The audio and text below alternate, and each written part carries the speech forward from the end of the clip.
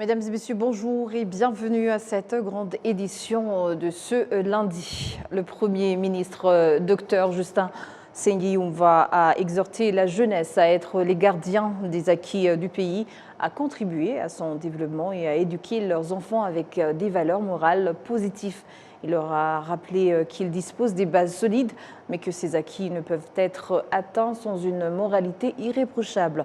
Il a tenu ses propos ce lundi à l'issue du 16e séminaire Indanga Mirgwa qui s'est déroulé au centre d'entraînement militaire de Gabiro, en district de Gatsibo, après un mois et 10 jours de formation.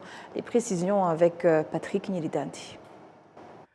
Cette formation en éducation civique, dénommée Indanga Mirgwa, rassemble 769 jeunes Rwandais, qu'ils soient étudiants à l'étranger, scolarisés dans des établissements internationaux, secondaires et universitaires, implantés au Rwanda, ou qu'ils soient distingués au sein de la promotion dénommée Ikomeza Mabigwi. La formation s'est déroulée pendant un mois et 10 jours au centre d'entraînement militaire de Gabiro, en district de Gatsibo.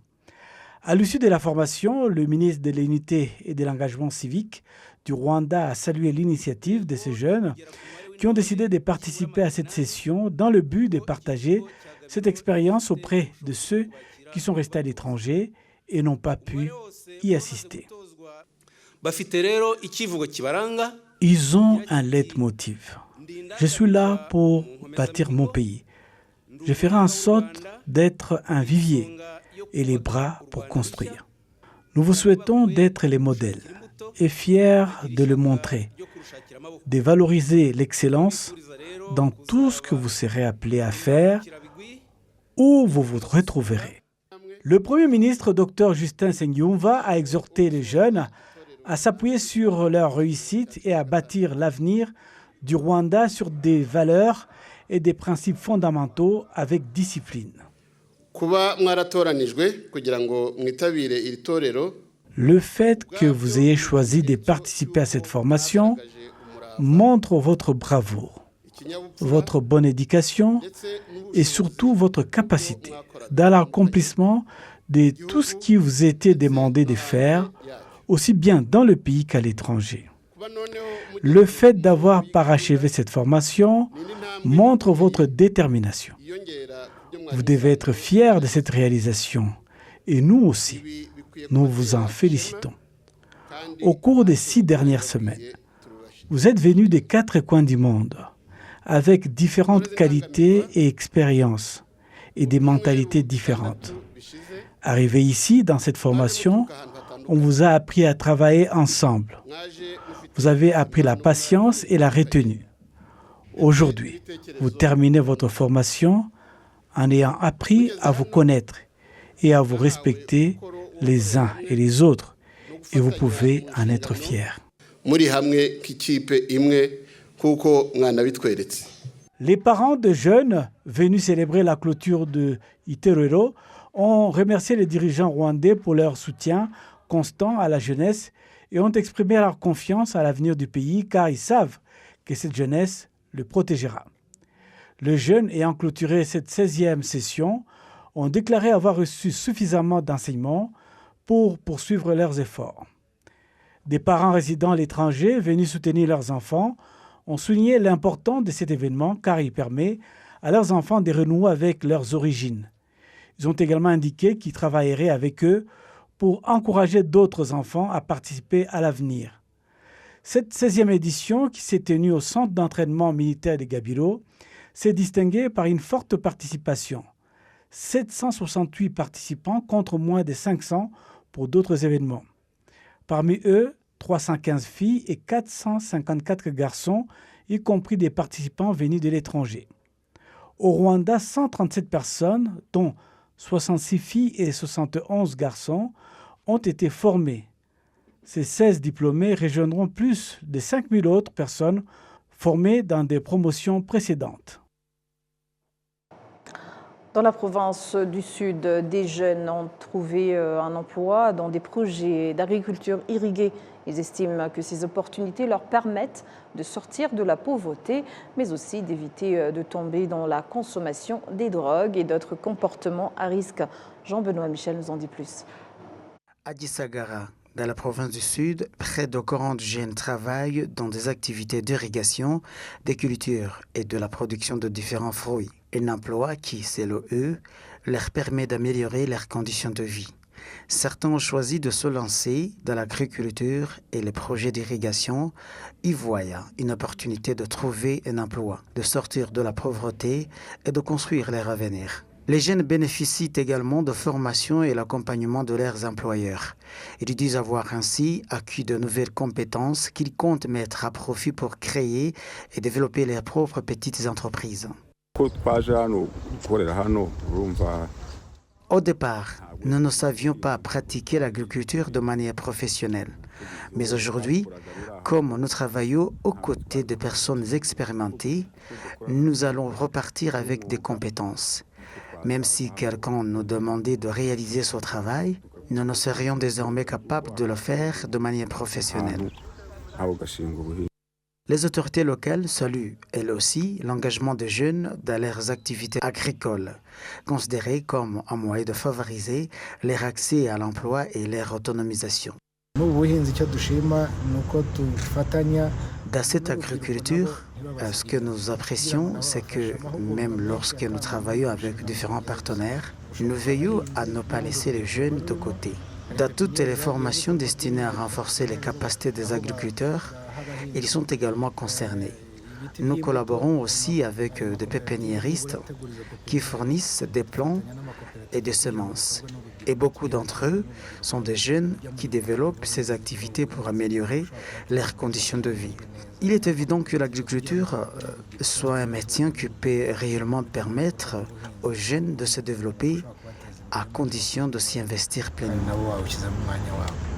Pour lutter contre le chômage des jeunes, le Rwanda mise notamment sur l'entrepreneuriat, la formation professionnelle et technologie, l'agriculture, les nouvelles technologies et l'investissement. L'objectif est de multiplier les possibilités d'emploi et de taux-emploi pour les jeunes, afin de leur permettre de devenir davantage acteurs du développement économique du pays. Saisie et retrait dans les entrepôts de cartons des produits alcoolisés non conformes aux normes par différents responsables au sein des différents organes de l'État. Cette opération a ciblé les usines Yego Manufacturers Limited et Kasesa Distiller Distributors Limited basées en district de Kicukiro. Ces usines avaient été fermées par les autorités car elles fabriquaient des produits non conformes aux normes de qualité dans leurs entrepôts. Ces usines avaient entreposé respectivement 3028 cartons et 28 337 cartons. Par ailleurs, 748 fûts d'éthanol, soit 187 000 litres, ont été retirés de l'usine de Yego et 787 fûts de sel de Kasesa. Et toujours en parlant d'alcool frelaté en district de Rulindo, les habitants, notamment les jeunes, victimes de la consommation d'alcool frelaté, communément dénommé Ibioma ou métal, saluent la décision des autorités nationales d'éradiquer complètement ces boissons. Ces dernières ont déjà causé des ravages dans la société, notamment des séparations des couples et la dislocation des ménages. C'est dans ce cadre que les autorités du district de Lulindo ont procédé à la destruction d'une quantité impressionnante, plus de 22 000 litres d'alcool frelaté. Plus de précision avec Patrick Yelidandi.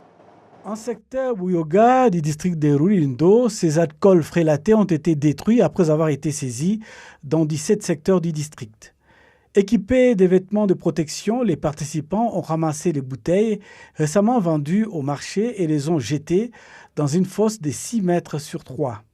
Les habitants, y compris ceux qui ont souffert des conséquences de leur consommation, se félicitent de cette décision prise par les autorités nationales pour préserver leur santé.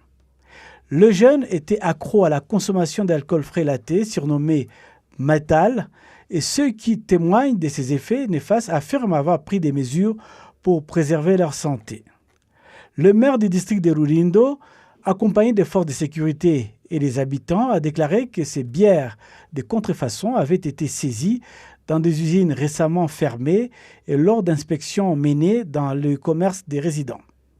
Le porte-parole de la police nationale en province du Nord, le commissaire Ignace, affirme que les crimes violents et les vols continuent de diminuer grâce à l'élimination des boissons de contrefaçon. En district de Rulindo, 22 000 litres d'alcool de contrefaçon d'une valeur de plus de 100 millions de francs rwandais ont été saisis. Actuellement, 5 usines à Rulindo ont été fermées, tandis que dans la province du Nord, 34 usines ont été fermées avec la saisie de plus de 700 000 litres d'alcool non conforme. Les spécialistes des relations familiales et certains jeunes ont estimé qu'il est temps de s'attaquer aux comportements jugés préoccupants qui gagnent du terrain au sein de la jeunesse. Ils appellent à des mesures visant à préserver l'avenir des familles et plus largement celui du pays. Jean-Benoît Michel. Les comportements de certains jeunes préoccupent différentes catégories d'adultes, notamment des parents. Ils estiment que certains jeunes s'éloignent progressivement des valeurs de la culture rwandaise et appellent à une intervention urgente pour éviter que les familles et la société de demain soient exposées davantage de risques. Depuis que le gouvernement a renforcé ses efforts pour lutter contre la consommation et la commercialisation des boissons alcoolisées non conformes aux normes ni aux standards, certains jeunes espèrent toutefois voir des changements dans leurs habitudes.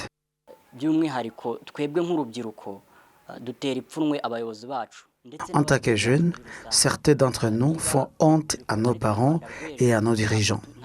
Si nous sommes réellement les porteurs de l'avenir du pays, de demain, nous devons adopter de bons comportements et profiter des opportunités qu'offre le pays. Pourtant, certains d'entre nous se sont éloignés de ces valeurs, notamment à travers l'alcool, la débauche et d'autres mauvaises habitudes. Toutes les mesures prises, y compris la lutte contre les boissons alcoolisées, non conformes aux normes ni aux standards, pourront nous aider. Le Rwanda nous appartient. Mais avec ces comportements inappropriés, où allons-nous conduire notre pays? Est-ce vraiment ce que nous voulons? De leur côté, certains jeunes appellent à leurs pairs à éviter le comportement risque et à tirer plutôt profit des opportunités mises à leur disposition pour améliorer leurs conditions de vie et de contribuer au développement du pays. Le psychiatre Isingizwe Belize Blandine, qui prépare actuellement un doctorat consacré notamment à la psychologie et au comportement humain, explique que les comportements à risque chez les jeunes peuvent également avoir des conséquences sur les familles et sur leur avenir. Je me souviens d'une recherche dont j'avais menée sur les facteurs qui poussent certains jeunes à se suicider ou à s'automutiler. Parmi les causes identifiées figurait notamment la consommation de substances dont l'alcool. Cela pouvait entraîner leur stigmatisation, dans certains cas, provoquer une profonde détresse chez leurs parents. Certains allant jusqu'à envisager le suicide en raison du comportement de leurs enfants. Face à cette situation, la police nationale du Rwanda annonce vouloir renforcer sa surveillance des comportements contraires aux valeurs sociales et culturelles, y compris sur des réseaux sociaux. ACP Rutikanga Boniface est porte-parole de la police nationale du Rwanda. Tout ce qui relève de l'exhibitionnisme, de la prostitution, du vagabondage, de l'ivresse, des fêtes privées organisées dans des maisons et d'autres comportements similaires fait l'objet de notre attention. Nous allons également agir sur les réseaux sociaux, notamment sur TikTok Live. Certains pensent que nous ne voyons pas ce qui se passe, mais nous les connaissons et nous allons les rechercher. Nous ne toléreons jamais l'exhibitionnisme motivé par la recherche de notoriété ou de vue. Je le dis en tant que porte-parole de la police, et c'est également la position exprimée par le porte-parole du REB et par les autorités du pays. Les observateurs estiment toutefois que les mesures prises par les autorités devraient s'accompagner d'une collaboration étroite entre les familles, les institutions publiques et les jeunes eux-mêmes. Selon eux, cette approche permettrait de mieux prévenir des comportements à risque et de garantir que les mesures destinées à protéger la jeunesse produisent et mènent aux résultats concrets et durables. Et c'est sur ces images que nous clôturons cette grande édition. Au nom de toute l'équipe qui a contribué à sa réalisation, je vous remercie. Bonne poursuite des programmes de la télévision.